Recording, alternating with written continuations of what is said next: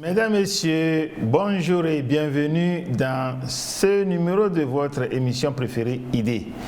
Aujourd'hui, IDÉ va parler de la formation, de l'employabilité et paix durable. De ce fait, notre invité est un président de l'association Paix durable en Afrique. C'est un professeur titulaire, M. Atafe Ipewesi. M. Atafe Ipewesi, bonjour et merci d'avoir accepté notre invitation. Bonjour Condor Mangana, c'est à moi de vous dire merci. Merci pour cette émission au cours de laquelle vous donnez l'occasion aux gens de jouer la partition dans la consolidation de la paix, dans la construction du vivre ensemble et surtout dans cet environnement où on a besoin de l'autre, l'autre a besoin de nous.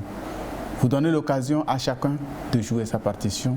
Je remercie ceux-là qui m'ont précédé et qui constamment jouent aussi leur partition.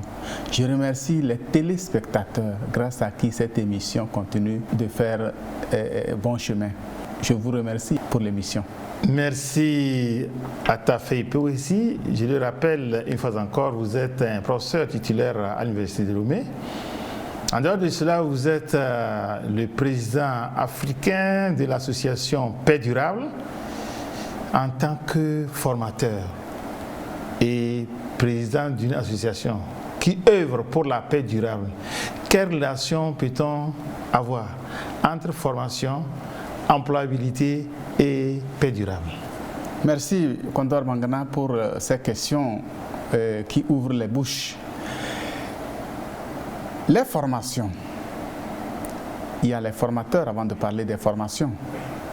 Au fait, c'est pour dire que les formations jouent un rôle important puisque c'est à travers les formations qu'on développe les compétences. Une fois que les compétences sont au rendez-vous, on a beaucoup plus de chances d'avoir de l'emploi décent. Et les formateurs, à leur niveau, quand ils jouent bien leur partition, c'est qu'ils attirent l'attention des formés sur ce qui les attend dans la vie. Et c'est ça justement qui fait que, une fois que les formés sont bien entretenus, sont bien orientés, sont bien outillés, eux jouant leur partition en se focalisant sur des compétences et non sur des savoirs simples, tout cela concourt à l'employabilité aisée. Puisqu'il faut être compétent, il faut avoir des compétences avant de prétendre avoir un emploi. Une fois que l'emploi est là, il y a la sécurité. Sécurité alimentaire, sécurité psychique. Je veux dire sécurité dans le sens large du terme. Et c'est tout ça là qui a un autre nom, la paix. Et quand tout ça est permanent, c'est que la paix est durable. Oui, quand vous dites ceux qui jouent bien leur rôle, jouer bien son rôle, quand on parle de formateur, c'est faire allusion à quoi? Le formateur, c'est celui qui prend les individus, un groupe de personnes, à travers un processus où il les amène à apprendre en agissant. Il les apprend dans le processus à développer des compétences, à jouer des rôles, à mener des activités, pour qu'ils construisent leur devenir à partir de ces compétences-là. Donc c'est celui-là, le formateur qui joue bien son rôle, c'est celui-là qui amène le formé ou celui-là qui est en apprentissage à comprendre qu'il n'est pas juste là pour être rempli de savoir, il est là pour contribuer, il est là pour se forger, il est là pour développer lui-même les compétences en suivant les instructions que le formateur donne. En tout cas, être formé, c'est en quelque sorte transformer sa nature vers l'objectif attendu. Dans ce processus-là, tout le monde n'est pas bon formateur, il faut le dire. S'il y avait bon formateur au départ, on ne devrait pas avoir des ateliers pour montrer aux gens comment il faut former les autres. Donc les formateurs des formateurs sont là pour corriger ce que les formateurs font de mal pour que le mal devienne bien. Et ce bien pour l'intérêt de ceux-là qu'on est en train de former. Voilà le contexte dans lequel on peut insister sur le fait qu'il faut être bon formateur. Bon formateur, c'est celui-là qui initie les autres, qui les amène à agir et non celui-là qui agit à leur place. Donc, dans ce processus, nous comprenons bien qu'on ne peut que parler de bon formateur dans le contexte parce que les compétences sont visées et je suis content quand on parle de APC. Donc, tout ça, ce processus-là qui permet de mettre l'accent sur ce que l'on doit être capable de faire. Et j'aime bien le système américain qui insiste là-dessus. Ce n'est pas le diplôme qui parle, mais c'est les compétences qui doivent parler. Que savez-vous faire, monsieur? Que savez-vous faire, madame? Voilà, si vous le pouvez répondre à cette question, si vous pouvez prouver réellement que vous avez des connaissances, vous avez développé des compétences, là, vous êtes prêt. Et en ce moment-là, si vous n'avez pas d'emploi, on pourra vous appeler chômeur. Mais si vous n'avez aucune compétence et vous vous appelez chômeur, il y a abus de langage. Voilà. Dieu merci que vous êtes aussi un formateur et vous êtes le défenseur aussi de la paix durable sur notre continent. Ceci étant, lorsque le formateur est sur le terrain, il le fait par contrainte, il le fait par injonction ou bien il le fait par rapport à ses propres expériences. Merci. C'est comme vous avez su qu'il y a un aspect qui manquait au rendez-vous. Un formateur, c'est celui-là. Un bon formateur, c'est celui-là qui le fait par vocation. Il le fait par amour. Il ne le fait pas en regardant le salaire. Il ne le fait pas en regardant ce qu'on gagne ou ce qu'on ne gagne pas. Les mauvais formateurs, c'est ceux-là qui mettent leur intérêt personnel devant au lieu de travailler, puisqu'ils pensent que c'est là que nous avions entre-temps défini le concept de travail. Le travail a deux orientations, deux objectifs. On travaille pour apprendre, on travaille pour gagner, mais généralement, on oublie l'apprentissage.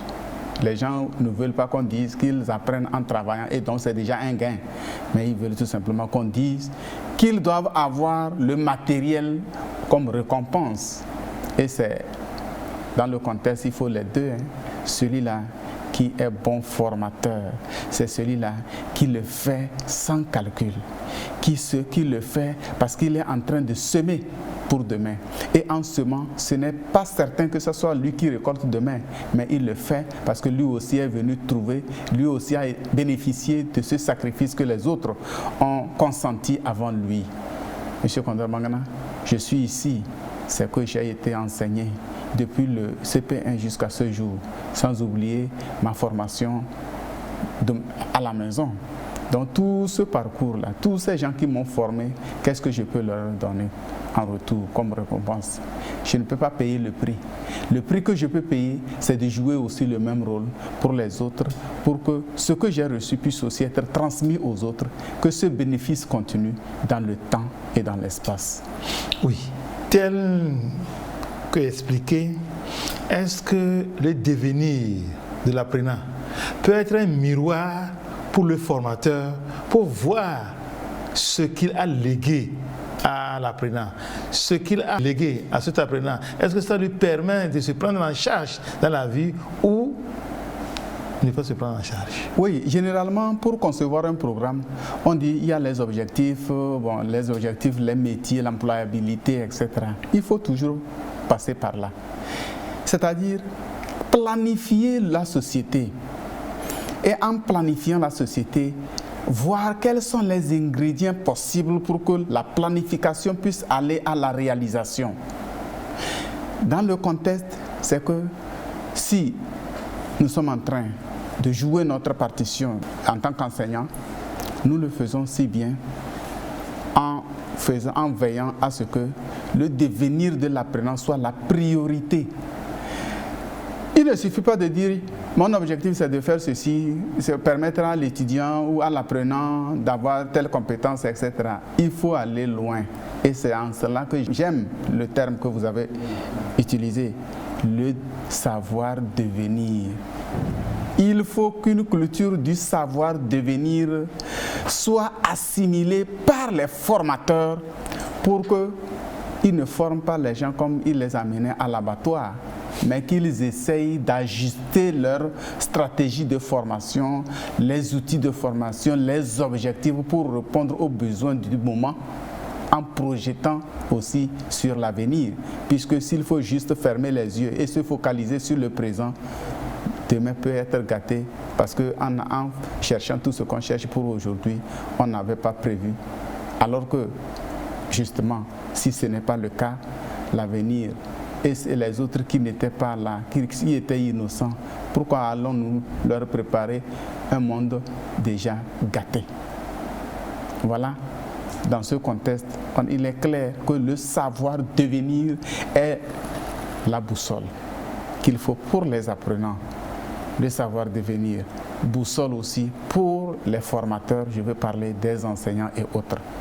Condor Bangra, on ne peut pas devenir ce que nous sommes devenus s'il n'y avait pas une culture de savoir devenir. C'est-à-dire les gens, à un niveau donné, ont préparé ce temps que nous vivons, ce profil qui nous permet de faire ce que nous faisons, pendant qu'ils ne savaient même pas s'ils allaient oui ou non vivre au moment où nous parlons. Donc le savoir devenir, c'est la boussole pour quiconque voudrait son avenir à lui en tant qu'apprenant, mais aussi celui-là qui voudrait que l'avenir des enfants, des générations présentes et futures ne soit pas hypothéqué.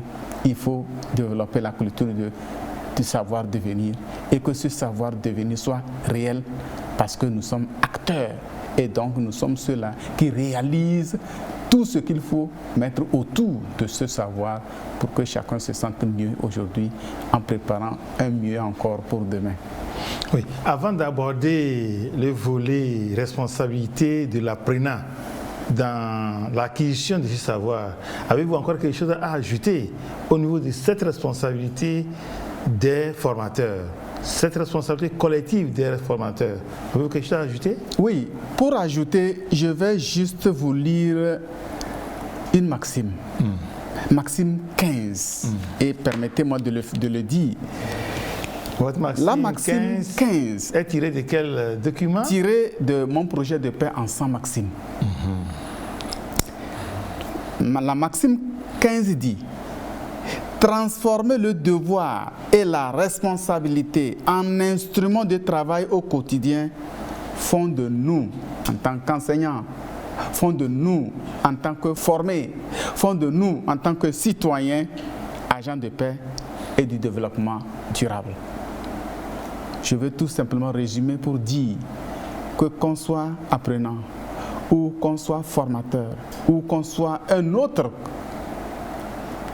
pour désigner quiconque joue ce rôle-là à quelque part, il faut avoir en tête ses droits et ses devoirs, c'est-à-dire sa responsabilité. Et la responsabilité ici, c'est être redevable à l'humanité, jouer sa partition pour le bon devenir de l'humanité, s'occuper de l'autre comme on s'occupe de soi. C'est en cela que nous définissons le concept de responsabilité. Il ne faut pas qu'à un moment donné, qu'on se débarrasse de nos devoirs et qu'on se focalise sur nos droits, ou qu'à un moment donné, qu'on ait bien rempli nos devoirs et que nos droits ne soient pas au rendez-vous. Tout ça là, il faut que les deux situations marchent pour que chacun se sente mieux, pour que la société se sente mieux, pour que le monde se sente mieux, pour que l'humanité se sente mieux. Oui, quand vous parlez de formateurs, puisque vous êtes professeur titulaire à l'université, vous parlez de tous les formateurs dans l'ensemble, les menuisiers, les tâcherons, les cordonniers, ou exclusivement des professeurs dans les écoles et à l'université. Merci Condor Mangana. Vous avez bien fait de donner l'étendard que j'ai en tête, en idée, en utilisant le mot formateur. Formateur, je n'ai pas mis un grade devant, je n'ai pas mis le niveau dedans. Ça veut dire que être formateur, c'est celui-là qui a le devoir d'amener quelqu'un d'un point de départ vers un point d'arrivée dans le développement personnel de la personne, ou du moins dans le devenir de cette personne-là, tel que dit même nos mamans, nos parents ou nos grands-parents, ils ont été tous des formateurs. Formateurs à la maison, formateurs à l'école, formateurs à l'université, formateurs dans les ateliers. Donc, c'est un mot que j'ai pensé être commun pour ne laisser personne derrière, pour dire que chacun a sa partition à jouer dans le devenir de l'autre. Chacun a sa partition à jouer dans le devenir de la société. Chacun a sa partition à jouer dans le devenir de la nation. Voilà ce que je comprends à travers le concept de formateur. Personne n'est laissé derrière. Oui, toujours avant de prendre le volet de l'apprenant, pour clore ce côté des formateurs, en tant que président de cette association qui veille pour que ce que vous dites soit fait et soit appliqué pour le bon devenir de l'humanité, qu'est-ce que vous avez à dire à vos adhérents, à tous les formateurs qui sont présents en train de vous écouter? Non, je remercie tous les adhérents, en tout cas tous les autres membres de l'association Paix Durable en Afrique. Nous insistons un peu sur l'Afrique parce que nous pensons que c'est notre maison. Nous insistons un peu sur nos pays parce que nous savons que nous sommes citoyens et chaque citoyen a un rôle à jouer en matière de paix, en matière de culture de la paix durable. Je les remercie. Je ne suis que le porte-parole ici. Tout ce que je dis a été fait. Tout ce que je dis a été réalisé par une équipe. Merci pour tous ces détails. Volet apprenant. Pour qu'on puisse parvenir à l'employabilité, l'apprenant, au moment de sa formation, quelle attitude doit-il adopter pour que de cette formation et de l'employabilité, la paix durable puisse être assurée? En notre temps, l'apprenant est un co-formateur.